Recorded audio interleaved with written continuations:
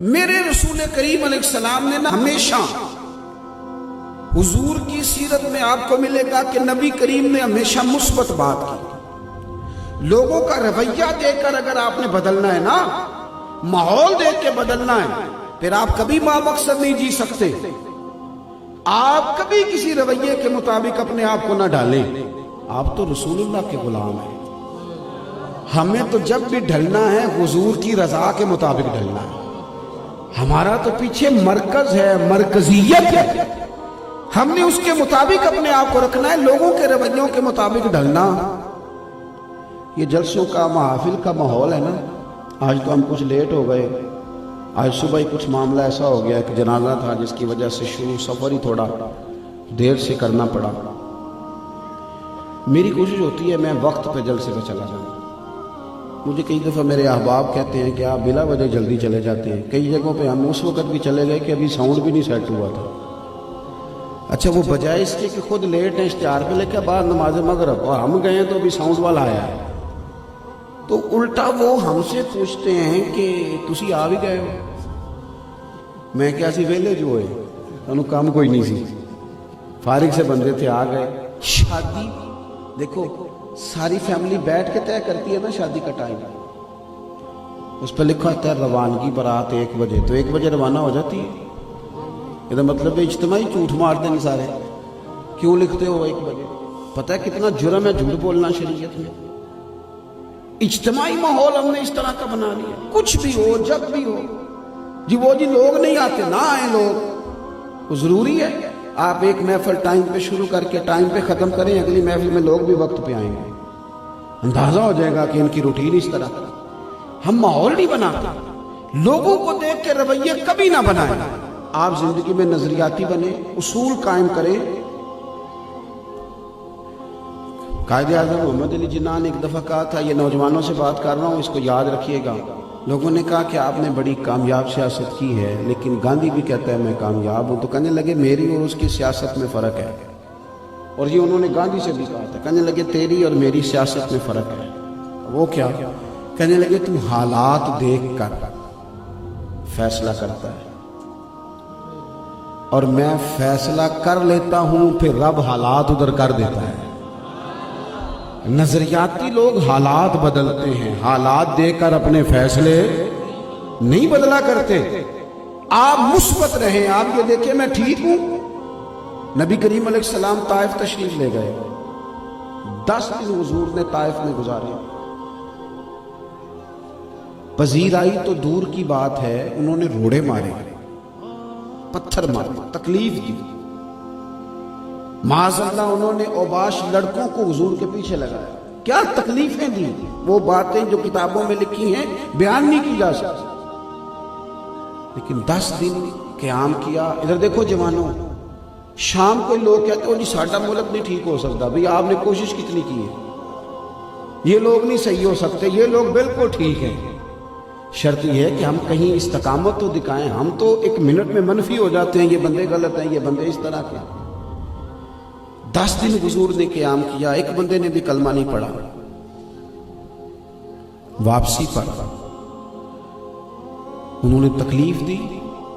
نبی کریم کے مقدس جس میں ادھر سے خون نکل آیا. حضرت زید بن حارثہ کہتے ہیں میں ساتھ تھا. میں نے عرض کی حضور دعا کریں یہ تباہ ہو جائے. کریں دے. حضور نے ہاتھ اٹھائے. فرماتے میرا دل تھا کہ آج یہ تباہ ہو ہی جائے گا، پر محبوب فرمانے لگے اے اللہ انہیں ہدایت دے دے، انہیں پتہ ہی کوئی نہیں یہ کیا کر رہے ہیں. اس سوچ کا مثبت ہونا دیکھیں کہ اتنا جو بندہ سخت ہو اس کے ساتھ بھی بندہ جواب میں سخت نہ ہو. فرمایا اللہ انہیں ہدایت دے دے. حضرت زید بن حارثہ کہتے ہیں دعا ختم ہوئی تو میں نے عرض کی حضور ایک بندے نے بھی بات نہیں مانی اور آپ بار بار ان کے لیے دعائیں کرتے جا رہے ہیں. پتہ حضور نے کیا فرمایا؟ یہ سوچ دیکھے. محبوب فرمانے لگے اگر یہ نہیں نہ مانتے تو میں پھر بھی ان کی بربادی کی دعا نہیں کروں گا. یہ نہیں مانتے تو مجھے امید ہے ان کی آنے والی نسلیں مان جائیں گے. مثبت رہیں، مثبت، منفی نہ ہو. رویوں کا مثبت ہونا ماحول کو ٹھیک کر دیتا ہے. آپ نے یہ تو فٹافٹ کہہ دیا ہے کہ بہو نے آتے ہی ستانا شروع کر دیا ہے. یہ نہیں آپ کو پتا کہ وہ سارا خاندان چھوڑ کے آئی ہے؟ جوان جوان لوگ بڑی مشقت سے بیرون ملک جاتے ہیں تو وہاں جا کے دل نہیں لگتا، کہتے ہیں واپس بلا لو۔ کیوں نہیں مثبت ہوتے ہم؟ یہ تو ہم نے کہہ دیا کہ فلاں آدمی بڑا ضدی ہے، لیکن کبھی غور کیا ہے کہ پس منظر زندگی کا کیا ہے؟ کن دکھوں سے گزر کے آیا، حالات کا تقاضا کیا ہے، اس کے مسائل کیا ہیں؟ اس جمعے ایک دوست آ گئے، کہنے لگے آپ سے بڑی محبت ہے۔ میں نا کل صبح، آج صبح نہیں، کل صبح میں 5:45 بجے گھر سے نکلا نماز پڑھ کے۔ اب ٹائم میں پہنچنا تھا ظہر سے پہلے مظفر گڑھ، تو میں نے کہا جلدی نکلتے، اذان ہوئی، نماز پڑھ لی، نکل لی، دھند بڑی تھی۔ جب ہم پہنچے نا یہاں کالا شاہ کاکو لاہور موٹر وے پہ چڑھنے کے لیے، تم نے کہا نہیں چڑھ سکتے، موٹر وے بند ہے۔ 2.5-3 گھنٹے وہاں کھڑے رہنا پڑا۔ وہاں سے ہم جب وہ کھلی تو رستہ ملا تو ہم اس پہ چڑھے، اور پھر ہم مظفر گڑھ بھی دیر سے پہنچے، پھر رات کو چوک سرور پہنچنا تھا، وہاں پہنچے، پھر وہاں ایک دوست ایسے تھے جن کے والد کا انتقال ہوا، پھر صبح نماز جنازہ تھی، پھر دوپہر میں ہمیں راجن پور جانا تھا، پھر آپ کے پاس حاضر ہونا تھا۔ یہ تسلسل ہے سفر کا، یہاں سے میں رات کو گھر جاؤں گا اور کل ظہر کے وقت مجھے پھر ایک جگہ پہ پہنچنا ہے۔ یہ زندگی کا تسلسل ہے۔ گاڑی میں بیٹھ کے بعض اوقات یوں ہوتا ہے کہ جب اترتے ہیں تو پھر پیر ہی نہیں لگتے زمین پہ۔ اچھا، اس کے باوجود 150-200 بندہ ہر ہفتے ہم سے ناراض ہوتا ہے، تسی تو ٹائم ہی نہیں دیندے۔ جمعے والے دن ایک شخص آ گیا، کہنے لگے آپ سے بڑی محبت ہے۔ میں نے کہا آپ کی بڑی مہربانی۔ کہنے لگے ٹائم چاہیے سی۔ میں کہ چلو ایک سوال کا جواب دیو پھر اگلی گل کر دیا۔ جے میں ٹائم نہ دیاں تو پھر بھی محبت ہے کہ کوئی نہ؟ سوال ہے نا جی، اگر ٹائم نہ دوں تو پھر محبت ہے کہ؟ وہ چپ کر گیا، جی میں تسی نہیں کر گئے سارے۔ کیوں ہوں؟ اس لیے کہ ہم نے محبت کا معنی یہ رکھا ہے کہ اگر کوئی میری مرضی سے چلے تو محبت ہے، اور اگر نہ چلے تو پھر یہ نظریہ غلط ہے۔ ہم نے مثبت رہنا ہے، ہم نے منفی نہیں ہونا۔ جب ہم منفی ہو جاتے ہیں تو سارا ماحول ہمارے اندر کا گڑبڑ ہو جاتا ہے۔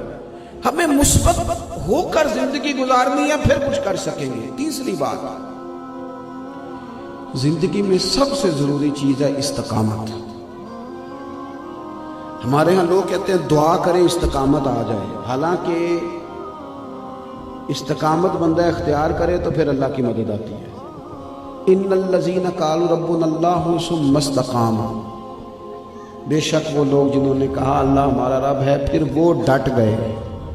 جب وہ ڈٹ گئے نا تو تتنزل علیہم الملائکہ، اللہ فرماتے ہیں پھر ہم نے ان کی مدد کے لیے فرشتوں کو نازل کر دیا۔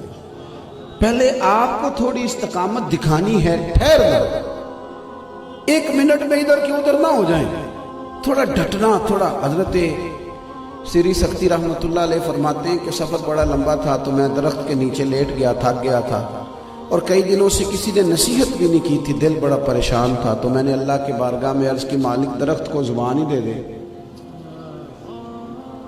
درخت مجھ سے بات کرنے لگا، یا سمجھنے عالم تصورات میں بات ہونے لگی۔ کہتے میں نے درخت سے کہا کو نصیحت ہی کر،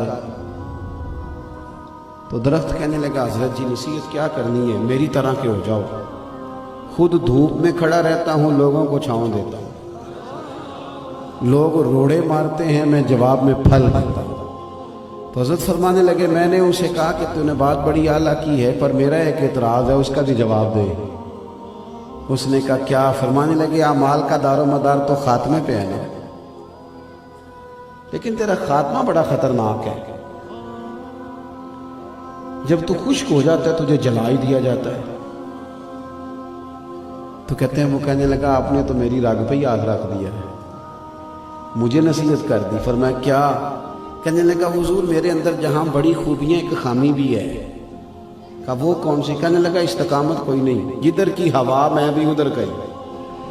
تو یہ جو مجھے کھڑے نہیں نہ ہونا آتا، اس کی وجہ سے انجام میں کچھ دشواری ہے، تھوڑا سا نا استقامت بھی ہو، تھوڑا ڈٹنا بھی آئے۔ اللہ کے پیارے رسول صلی اللہ تعالیٰ علیہ وسلم نے فرمایا، حضرت عائشہ صدیقہ روایت کرتی ہیں، فرماتی ہیں محبوب نے فرمایا اللہ کو وہ عمل زیادہ پسند ہے جو تھوڑا کیا جائے پر روز کیا جائے۔ کچھ لوگ ایسے ہوتے ہیں کہ وہ محبت کرنے میں بھی جذباتی ہوتے ہیں اور ٹھیک 1.5 ہفتے کے بعد نفرت کرنے میں بھی پورے جذباتی ہوتے ہیں۔